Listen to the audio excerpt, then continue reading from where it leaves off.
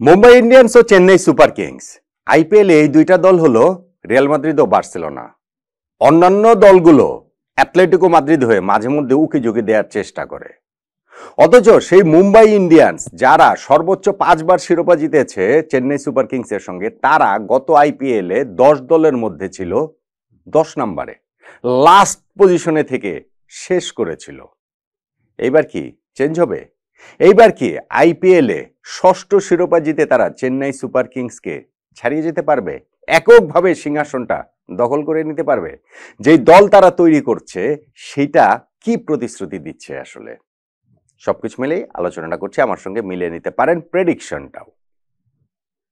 কেমন দল হয়েছে মুম্বাই ইন্ডিয়ান্স? যখন গতবারের রেজাল্ট আপনি দেখবেন তখন এটা একটু এক্সপেক্টেড যে দলটার খোলনলচে পাল্টে ফেলা, কিন্তু সেইখানটাতে যখন আপনি তাদের রিটেইন প্লেয়ারের লিস্ট দেখবেন তখন আপনার মনে হবে যে এদের কাকে আসলে বাদ দেবে, কেন আসলে বাদ দেবে।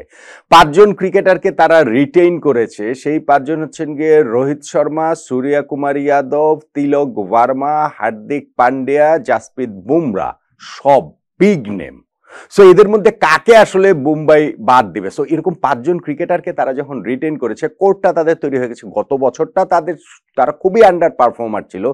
এইবার তারা নিশ্চয়ই আশা করবে যে এই সকল বিগ নেমগুলো তারা তাদের সামর্থ্য অনুযায়ী জ্বলে উঠবে। আপনি যদি মুম্বাই ইন্ডিয়ান্সের এরপরে পুরো টিম তৈরি করার সেই প্রক্রিয়ার জায়গাটাতে দেখেন, এখানেতে রোহিত শর্মার সাথে উইল জ্যাক্সি সম্ভবত ওপেন করবেন, রায়ান রিকলটনও সেইটা করতে পারেন। তারপরে তিলক ভার্মা, সূর্য কুমার যাদব, হার্দিক পান্ডিয়ারা এই ব্যাটিং অর্ডারের ওই জায়গাগুলোতে থাকবেন।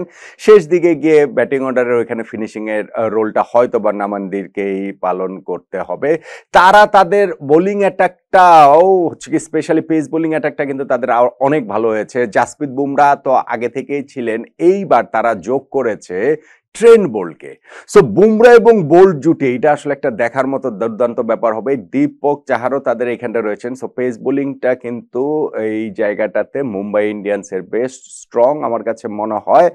সঙ্গে আপনি যদি স্পিনার দেখেন, সেখানে কর্ণ শর্মা, মিচেল স্যান্টনার এবং হচ্ছে গিয়ে গাজানফর তো ইনজুরির কারণে ছিটকে গেলেন, তার জায়গায় মুজিবুর রহমানকে নিয়েছে, সেইটাকে আসলে খুব খারাপ বলা যাবে না।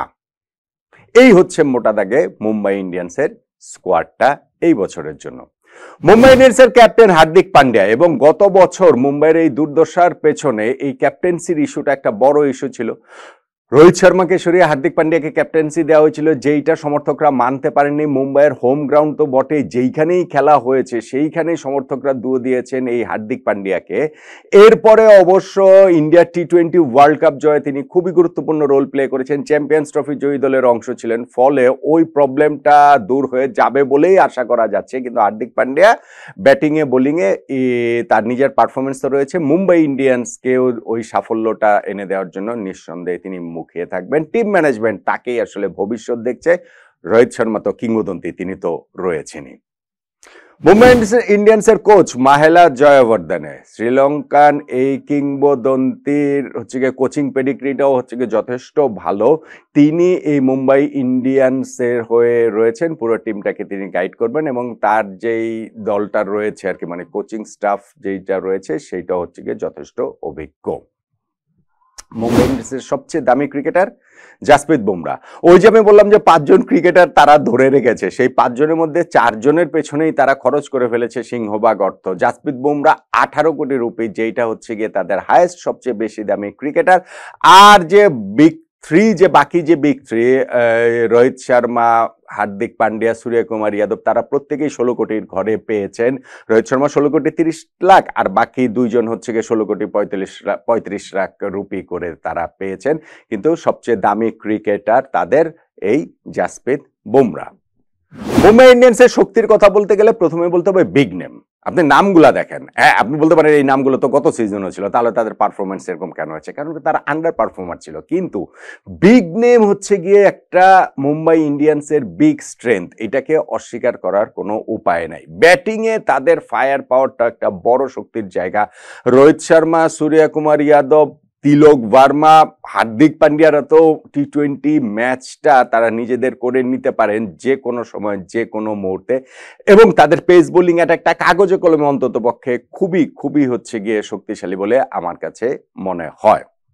মুম্বাই ইন্ডিয়ান্সের দুর্বলতার কথা যদি বলতে বলেন তাহলে আমার কাছে মনে হয় যে তাদের স্কোয়াড ডেপথটা একটু কম, অভিজ্ঞতার জায়গাটা তাদের কম, মানে অনভিজ্ঞ ক্রিকেটার অনেক। স্পেশালি আপনি যদি বিদেশি ক্রিকেটারদের ওই জায়গাটাতে দেখেন যে মুম্বাই ইন্ডিয়ান্সের এই দলটাতে তারা ক্রিকেটার নিয়েছে, ধরেন হচ্ছে গিয়ে রায়ান রিকলটন কিংবা বেভন জ্যাকবস, এইরকম ক্রিকেটাররা যাদের হচ্ছে গিয়ে আইপিএল খেলার অভিজ্ঞতাই আসলে সেই রকম আসলে নেই। করবিন বস তিনিও এখানটাতে রয়েছেন।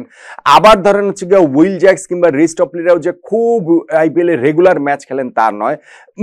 তাদের ভারতীয় ক্রিকেটার সম্পর্কেও সেই কথা বলা যে আনটেস্টেড অনেক ক্রিকেটার এই দলটাতে রয়েছে, যেটা আমার কাছে মনে হয় তাদের একটা দুর্বলতার জায়গা। আরেকটা জায়গা আমার কাছে মনে হয় যে স্পিন অ্যাটাকটা আমি ঠিক নট শিওর, যে কাগজে কলমে আপনার ভালো মনে হতে পারে যে মুজিবুর রহমান কিংবা হচ্ছে গিয়ে সেন্টনার কিংবা হচ্ছে গিয়ে এখানে কারণ শর্মা, কিন্তু এইটাও আসলে কতটুকু ভালো হিসাবে মাঠে প্রমাণিত হবে ওইটাও একটা কনসার্নের জায়গা থাকবে বলে আমার কাছে মনে হয়।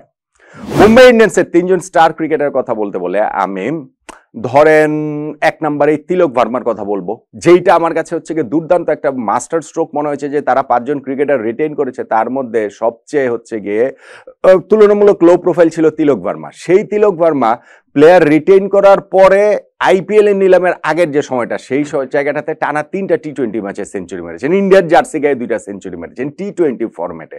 ফলে তিনি যদি হচ্ছে গিয়ে নিলামে যেতেন, তাকে যদি মেগা অকশনে তোলা হতো তাহলে তিনি আরো অনেক বেশি দাম পেতেন। সো এরকম একজন ব্যাটসম্যানকে তারা রেখে দিয়েছে। ইন্ডিয়ান ক্রিকেটের ভবিষ্যৎ যাকে বলা হচ্ছে, তিলক ভার্মার দিকে নিঃসন্দেহে অনেক অনেক বেশি করে এই জায়গাটাতে নজর থাকবে। আমি 2 নম্বর বলবো ভাই সূর্যকুমার যাদবকে। এখনো আমার কাছে মনে হয় যে টি-20 ফরম্যাটে ডিফারেন্স মেক করে দেওয়ার মতো একটা অবিশ্বাস্য ব্যাটসম্যান। আমি তাকে প্যারালাল রাখি অনেকটা হচ্ছে গিয়ে, আমি কালকে একটা ভিডিওতে বলছিলাম হাইন্ডিক ক্লাসেনের কথা। সো হাইন্ডিক ক্লাসেনের প্যারালালে টি-20 বেস্ট ব্যাটসম্যান হিসেবে আমি সূর্যকুমার যাদবকে রাখি। সো তিনিও ওই ডিফারেন্সটা মেক করে দিতে পারেন, অন্তত মুম্বাই ইন্ডিয়ান্স ওই রকম প্রত্যাশাটাই করবে। এবং 3 নম্বরে আমি রাখবো যেটা হচ্ছে গিয়ে ট্রেন্ট বোল্টকে। ট্রেন্ট বোল্টকে রাখার একটা বাড়তি কারণ হচ্ছে গিয়ে টুর্নামেন্টের শুরুর যে অংশটাতে কিন্তু জাসপ্রীত বুমরাকে পাবে না মুম্বাই ইন্ডিয়ান্স ইনজুরির কারণে। ফলে ট্রেন্ট বোল্টের উপরে দায়িত্বটা কিন্তু আরেকটু বেশি করেই থাকবে। সো ওই জায়গাটাতে, আর সূর্যার কথা একটু আগে বলছিলাম, সূর্যা কিন্তু প্রথম ম্যাচটাতে ক্যাপ্টেন্সি করবে, যেহেতু সাসপেনশনের কারণে হার্দিক পান্ডিয়া খেলতে পারবেন না। সো এই 3 নম্বর যার কথা বলছি ট্রেন্ট বোল্ট, তিনি এইবার দলে নতুন এসেছেন, মানিয়ে নেওয়ার ব্যাপার রয়েছে। কিন্তু ক্রিকেট খেলাটা তো আর ফুটবল খেলে না যে সেটার মানিয়ে নেওয়ার জন্য অনেক কিছু টিমের ট্যাকটিক্সের সঙ্গে মানে একীভূত হতে হবে। তিনি এক্সপিরিয়েন্স প্লেয়ার, এক্সপিরিয়েন্স বোলার, তিনি আমি মনে করি যে সেইটা যথেষ্ট ভালোভাবে করতে পারবেন। ট্রেন্ট বোল্টের দিকেও আসলে তাকিয়ে থাকবে মুম্বাই ইন্ডিয়ান্স। তাহলে সবকিছু মিলে এই মুম্বাই ইন্ডিয়ান্স কি গতবার যে 10 নম্বর ছিল সেখান থেকে উঠতে পারবে? 5টা শিরোপা যে তারা জিতেছে, যুগ্মভাবে সবচেয়ে উপরে রয়েছে শিরোপা জয়ী দলে চেন্নাই সুপার কিংসের সঙ্গে, সেটাকে ছাড়িয়ে 6 নম্বর শিরোপা জিততে পারবে? মুম্বাই হয়তো 10 নাম্বার হবে না, কিন্তু 6 নাম্বার শিরোপাও তারা জিতবে না। আমার মনে হয় না যে মুম্বাই ইন্ডিয়ান্স তারা 6 নাম্বার শিরোপা জয়ী দলের মতো একটা, হ্যাঁ যদি তারা এই স্টার প্লেয়াররা যদি এক্সট্রাঅর্ডিনারি পারফরমেন্স করে তাহলে আমি মনে করি যে সেইটা সম্ভব হলেও হতে পারে। সেই জন্য মুম্বাই ইন্ডিয়ান্সের আগে প্লে অফে যেতে হবে, কারণ প্লে অফে গেলে তখন সেটা 2 ম্যাচ বা 3 ম্যাচের ব্যাপার শিরোপা জয়ের জন্য। মুম্বাই ইন্ডিয়ান্সের তখন ওই স্টার প্লেয়াররা, বিগ নেম প্লেয়াররা, তারা হয়তো হচ্ছে গিয়ে হিসাবের মধ্যে প্রবলভাবে চলে আসতে পারেন, 6 নম্বর শিরোপা জেতালেও জেতাতে পারেন। কিন্তু প্লে অফে কি মুম্বাই ইন্ডিয়ান্স যেতে পারবে? আমার কাছে মনে হচ্ছে টাফ হবে, কঠিন হবে। সো বুঝতেই পারছেন মুম্বাইয়ের 6ষ্ঠ শিরোপা জয়টা আরো কতটা কঠিন হবে। আপনার মতামতটা কি?